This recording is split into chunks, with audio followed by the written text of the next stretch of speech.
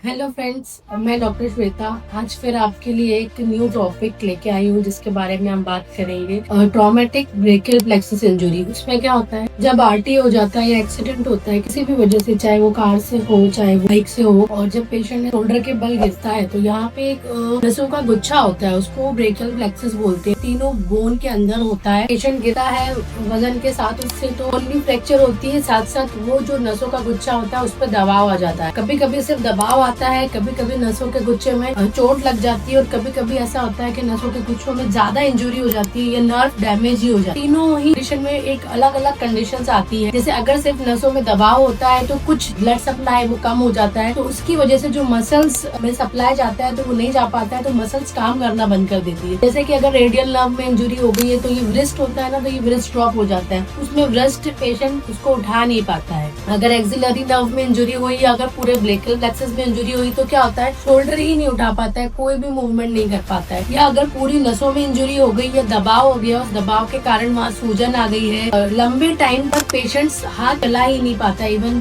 कभी उंगलियां नहीं मूव कर पाता है। जिस एरिया की नर्व्स आती है वो उसके आगे के फंक्शंस पूरे स्टॉप हो जाते हैं।